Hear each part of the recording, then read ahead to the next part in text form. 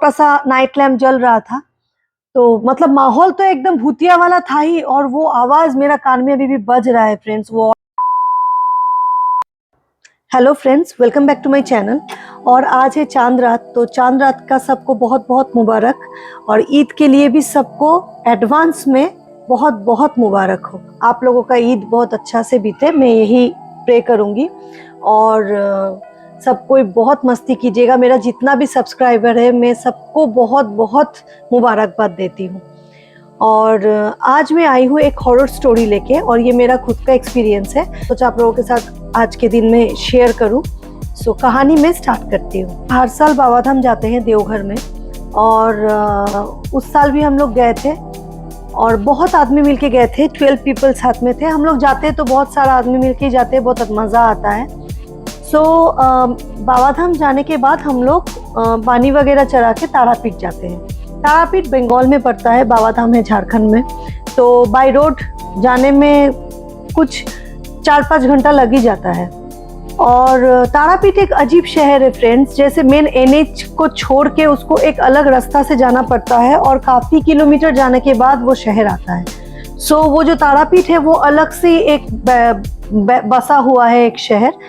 और वहाँ माँ का मंदिर है, मंदिर के पास शमशान है, शमशान। और तारापीठ फेमस है महा श्मशान के लिए, क्योंकि मतलब वहाँ वही फेमस है, माँ वो शमशान में घूमती है।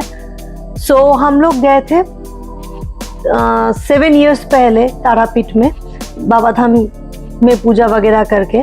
तो हम लोग को बाबा धाम से निकलते निकलते काफ़ी लेट हो गया था। बाबा धाम से निकलते निकलते काफ़ी लेट हो गई थी, तो इसी कारण से हम लोग को तारापीठ पहुंचने में बहुत लेट हो गया था, बहुत रात हो गई थी। और हम लोग रास्ता में ही डिनर वगैरह कर लिए थे। तब मेरे साथ खाली शीनी था, स्पर्श तभी हुआ नहीं था, और शीनी काफ़ी छोटी थी।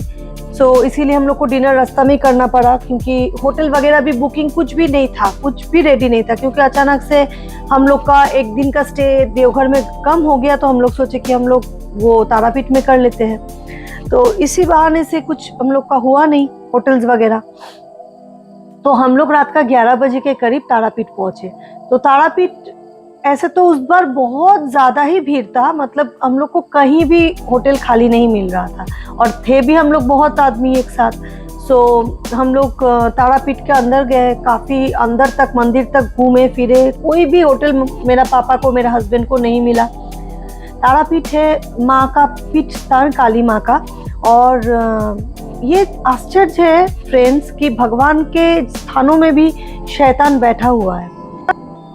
तो हम लोग होटल खोज रहे हैं, मंदिर से भी आगे हम लोग निकल गए। वहाँ एक ब्रिज पड़ता है, ब्रिज के पार और भी कुछ होटल्स था। तो वहाँ एक होटल, मतलब होटल ठीक कंस्ट्रक्शन हो रहा था लेकिन चालू था। तो वहाँ मेरा पापा, मैं और मेरा भाई उतर के देखने गए कि रूम्स वगैरह है कि नहीं। तो रूम्स तो था फ्रेंड्स, बट वहाँ मुझे थोड़ा अजीब लगा। मतलब मैं आपको क्या बोलूँ, वहाँ मैं देख रही हूँ एक औरत जिसका 55 के लगभग एज हो चुका है, वो एक डॉल को लेके खेल रही है। और मुझे थोड़ा अजीब लगा कि मतलब खेलने का कोई तुक नहीं, कोई बच्ची भी नहीं है साथ में, वो अकेली उसको लेके खेल रही है। और वहाँ ब्लैक कलर का डॉग घूम रहा है पूरा होटल का आपका रिसेप्शन में। सो मुझे पसंद नहीं आया, तो मैंने पापा को बोला, हस्बैंड को बोला कि मुझे यहाँ रहना नहीं है। और वो औरत ऐसे मुझे देख रही थी कि मुझे तो वहीं मेरा हालत खराब हो गया था। तो और उतना भीड़ भाड़ भी नहीं था होटल में। तो फिर हम लोग वहाँ से निकल के, फिर हम लोग जहाँ से तारापीठ घुसते हैं उस ओर हम लोग निकल पड़े कि चलो कहीं वहीं मिल जाए कोई होटल्स वगैरह। तो तारापीठ घुसते ही 1-2 होटल छोड़ के एक गली के अंदर होटल मिला, उसमें रूम्स अवेलेबल था। तो मेरा मामा जी उतर के देखे और जाके आके बोले कि यहाँ रूम्स अवेलेबल है और कोई उपाय नहीं है। तब तक 11:30-12 लगभग हो चुका था, तो अभी यहीं रहना पड़ेगा। और कुछ चॉइस का कोई बात ही नहीं है, क्योंकि बच्चे है, छोटा लेडीज है, कोई ऑप्शन नहीं है हम लोग के पास। तो रिसेप्शन में मेरा हस्बैंड, पापा और मामा मिलके गए। तो रिसेप्शन में जो बैठे हुए थे फ्रेंड्स, मेरा मामा ने मुझे बताया कि जो बैठे हुए थे तो उनका हाथ पूरा रेड था।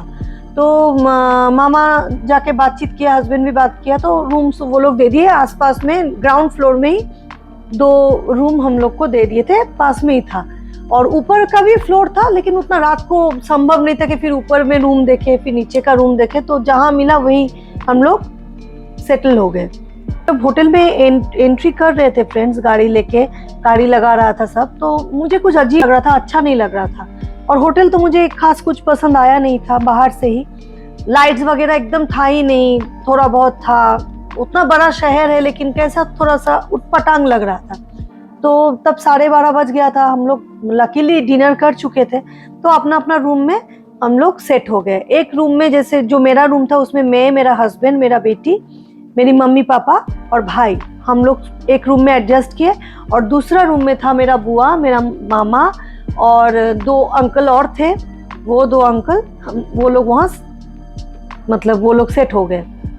और कोई बातचीत नहीं, सब थका हुआ था, बहुत ज़्यादा टायर्ड थे सब। तो वो लोग अपना रूम में फ्रेश वगैरह होके सो गए और हम लोग भी फ्रेश हो रहे थे धीरे धीरे। और मैं थोड़ा सा रूम का डिस्क्रिप्शन आप लोगों को दे देती हूँ, ताकि आप लोगों को भी थोड़ा सा पता चले रूम कैसा था। होटल पूरा येलो कलर का था। और मैं लास्ट जब, मतलब ये मेरा लास्ट ही था, लास्ट जब मैं इंटरनेट पे थोड़ा सा सर्च कर रही थी तो वो होटल येलो कलर का ही था। और मैं बार बार बोल रही हूँ, तारापीठ में एंट्री करने के 2-3 होटल के बाद थोड़ा सा अंदर से वो दिखता है, रोड से वो होटल आपको दिखेगा। नाम मैं नहीं मेंशन कर सकती फ्रेंड्स, क्योंकि मैं होटल का वैसे नेम नहीं ले सकती, लेकिन मैं डिस्क्रिप्शन मोटा मोटी आप लोगों को बताती हूँ। होटल में जो रोड से हम लोग अंदर, थोड़ा सा अंदर गए तो बहुत बड़ा एक गाड़ी लगाने का स्पेस है, और उसके बाद आपका रिसेप्शन और रूम सब है।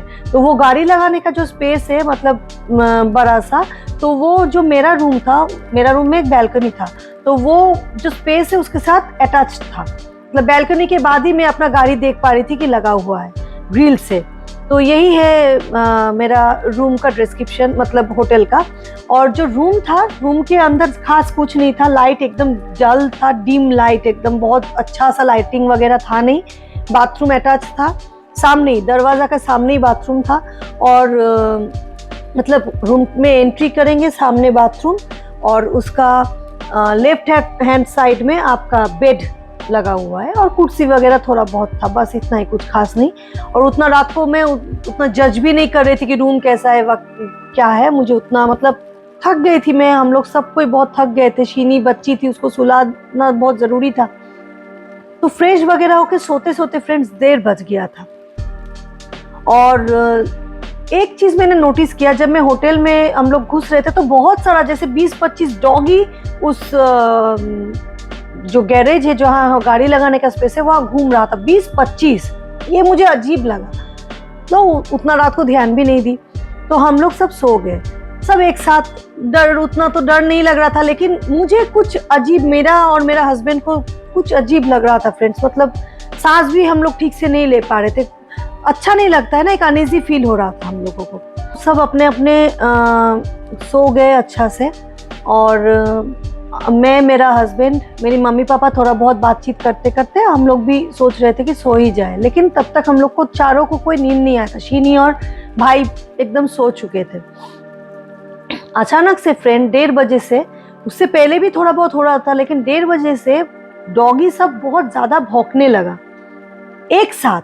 वो एक आध डॉगी नहीं, एक साथ 25 डॉगी रो रहा है लिटरली। और डॉग्स का रोना रात में कैसा डर लगता है, वो आवाज कैसा होता है, आप लोग इमेजिन कर सकते हैं। आप लोग भी काफी टाइम हुआ होगा कि आप लोग भी सुने होंगे। और डरावना उन लोग का जो चीखना था, मेरा रोंगटे अभी भी खड़ा हो रहा है, वो मेरा कान बज रहा है अभी भी, वो डॉगी सबका रोना सुन के। डॉगी का रोना स्टॉप हो गया, और उसके बाद एक औरत का रोना स्टार्ट हो गया फ्रेंड्स। और वो ऐसे रो रही है, ऐसे रो रही है कि उसका रोना मेरा कान पे अभी भी बज रहा है। जो मैंने सुना, मुझे लगा मैं गलत सुन रही हूँ। मैंने हस्बैंड को बताया, मम्मी को उठाया, पापा को, जैसे धीरे धीरे सब कोई जगे हुए और सब कोई एक दूसरे का हाथ पकड़ के हम लोग बैठ गए कि ये क्या हो रहा है। और चारों सुन रहे फ्रेंड्स लाइव। शीनी और भाई दोनों सो रहा है, वो लोग को कुछ भी नहीं पता। और जो औरत का रोना आ रहा था फ्रेंड्स, सबसे बड़ी बात है, कहीं दूर से आवाज नहीं आ रही थी। वो मेरा रूम का बैल्कनी जो था, वो बैल्कनी में बैठ के रो रही थी। मुझे लग रहा है खाली बैल्कनी का दरवाजा बंद था, उसके चारों बगल का खिड़की वगैरह सब खुला हुआ था। तो मेरा पापा बहुत हिम्मत जुटा के जाके वो खिड़की सब बंद कर दिए और पापा और जो मेरा हस्बैंड है दोनों अपना पाठ करने लगे। मैं और मम्मी बैठ के सुन रहे हैं, पापा और हस्बैंड भी सुन रहे हैं। वो औरत बैठ के रो रही है 2 मिनट, फिर वो चुप हो गई। एकदम बैल्कनी से सुन रहे हैं फ्रेंड्स, मतलब कान के सामने, ज्यादा बड़ा रूम नहीं था, एकदम छोटा सा रूम था। और जहां वो औरत रोना बंद कर दी, वैसे 25 जो डॉगी है वो फिर से रोना, वो लोग का रोना चालू हो गया एक साथ। फिर वो लोग रो रहा है, फिर वो लोग 2-3 मिनट रोने के बाद चुप हो गए, एकदम शांत। जहां डॉगी लोग चुप हो गए फ्रेंड्स, फिर वो लेडी रोना स्टार्ट कर दी। और वो लेडी और हम लोगों के बीच खाली वो दरवाजा का ही अंतर था, और वो दरवाजा के पास में आके रो रही है और आवाज धीरे धीरे नजदीक आ रहा है। लग रहा है कि दरवाजा तोड़ के वो अंदर आ जाएगी, ऐसा हम लोग को लग रहा था। और कैसे जब वो रात बीता, मैं आप लोगों को डिस्क्राइब करके या ये स्टोरी बोल के, कोई ये मतलब बनाया हुआ स्टोरी नहीं है, मेरा खुद का एक्सपीरियंस है। सो मैं इसीलिए मैं बोल रही हूँ कि ये जो हम लोगों पे वो रात बीती, वो रात हम लोग कभी नहीं भूल सकते। फिर वो लेडी रोना बंद कर दिया, फिर वो डॉगी लोग रोना चालू कर दिया, 25 डॉगी, और एक साथ उतना सारा डॉगीज का रोना, कान फट रहा है। फिर वो चुप हो जाते डॉगी सब, फिर ये रो रही है। तो ये होते होते लगभग 3:30 बज गया है फ्रेंड्स। यही सिलसिला चल रहा है कंटिन्यू, और रोना का मतलब धीरे धीरे हम लोग का जो बैल्कनी का दरवाजा है उसके पास आते जा रहा है, मतलब हम लोग को लग रहा है कि अभी वो अंदर आ ही जाएगी। अचानक से ऐसे होते होते बाथरूम का दरवाजा खुल गया। ये कोइंसिडेंट भी हो सकता है कि उसका लॉक थोड़ा सा ढीला हो या कुछ हो, ये मैं बोलूंगी नहीं कि वही आके खोल दी, ऐसा कोई बात नहीं। लेकिन उस टाइम पे ये मुझे लग रहा था कि शायद वही कुछ कर रही होगी। और कोई भी सिनेमा में या कभी भी कुछ भी ब्लॉग में हम लोग जो रोना या कुछ देखते हैं वो अलग है। अपने कान से किसी का तड़पते हुए आवाज सुनना, जो ये क्या एक्सपीरियंस है मैं आप लोगों को बता नहीं सकती। वो तड़प रही थी, वो मतलब चिल्ला के एकदम रो रही थी। और मुझे लगा कि मेरा पास वाला रूम में भी एकदम लगा हुआ है मामा लोग, वो लोग भी सुन रहे होंगे। ऐसे करते करते जैसे 3:30 बज गया, पापा और मेरा हस्बैंड गायत्री जब कर रहे हैं अपना, वो लोग भी थोड़ा सा मतलब वो लोग को अच्छा नहीं लग रहा था। लेकिन शुक्र मनाइए कि हम लोग साथ में थे, अगर अकेले रहते तो हम लोग का तो हालत खराब हो जाता। और रूम में एक छोटा सा नाइट लैम्प जल रहा था, तो मतलब माहौल तो एकदम भूतिया वाला था ही। और वो आवाज मेरा कान में अभी भी बज रहा है फ्रेंड्स, वो औरत का जो रोना। तो ऐसे करके हम लोग का रात बीता। 4 बजे तक वो ये सिलसिला चलता रहा। एक बार डॉगी सब चिल्ला रहा है, वो चुप कर रहा है, तो ये शुरू हो रही है। और 4 बजे तक चलने के बाद मुझे तो अभी भी डर लग रहा है, मतलब याद आ गया मुझे पूरा। हम लोग बैठे हुए हैं, हम लोग का आग जल रहा है फ्रेंड्स, इतना टायर्ड, इतना डिस्टेंस कवर करने के बाद हम लोग थोड़ा सा भी सो नहीं पा रहे हैं। 4 बजने के बाद जब सब कुछ शांत हो गया, तब तो नींद आता नहीं है। हम लोग, मम्मी और मैं बोल रही थी कि कब मतलब हम लोग निकलेंगे वो होटल छोड़ के। डर लग रहा था, मुझे तो अभी भी डर लग रहा है। एनीवेज सुबह हम लोग फटाफट रेडी वगैरह हुए, और रेडी होने के बाद हम लोग 9 बजे के करीब हम लोग डिसाइड किए कि एकदम हम लोग होटल छोड़ के पूजा करके हम लोग वहाँ से डायरेक्ट निकल जाएंगे। अब होटल में हम लोग को फिर वापस आना ही नहीं है। फ्रेश वगैरह होके हम लोग फिर मामा लोग के रूम में गए, और चेकआउट का भी प्रोसेस करना था। सो हम मतलब सबको पूछे कि मामा रात में ऐसा ऐसा हुआ, आप लोग को कुछ पता चला? बोले नहीं, हम लोग तो बहुत अच्छा से सोए, कुछ भी नहीं पता चला। लेकिन मेरा बात तो कोई मानता नहीं अगर मैं अकेली होती तो।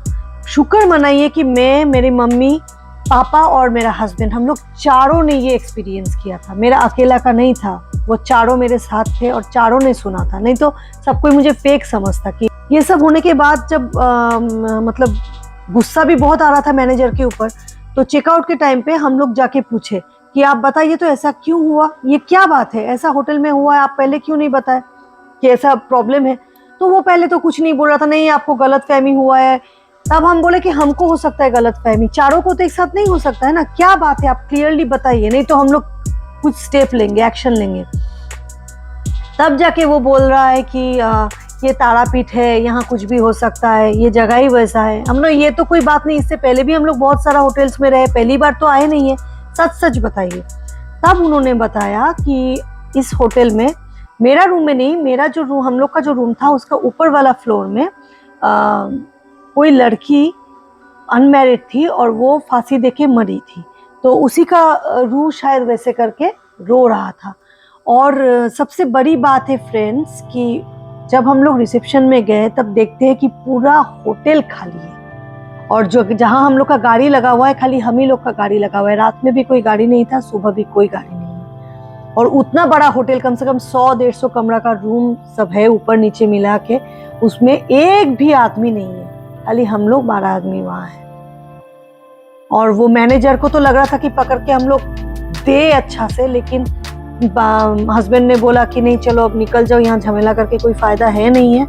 और डरे हुए भी थे हम लोग थोड़ा बहुत। तो ये है तारापीठ का डरावना स्टोरी जो हम लोग के साथ रियली घटा है।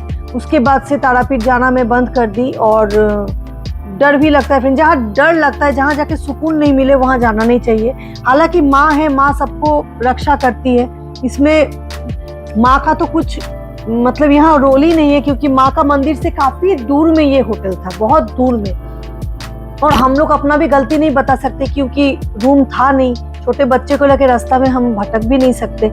लेकिन वो लेडी का जो रोना, वो मेरा कान में अभी भी बज रहा है। मैं याद नहीं करना चाहती थी, लेकिन मुझे मेरा बेटी ने बोला कि मम्मी आप शेयर कीजिए फ्रेंड्स के साथ, क्योंकि ये आप मेरा खुद का एक्सपीरियंस है, कोई स्टोरी नहीं है।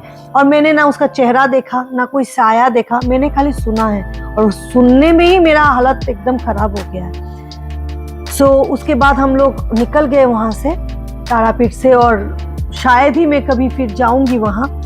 ये स्टोरी आप लोगों को अच्छा लगे तो please do subscribe my channel, like कीजिएगा, शेयर कीजिएगा, कमेंट जरूर कीजिएगा। Good night.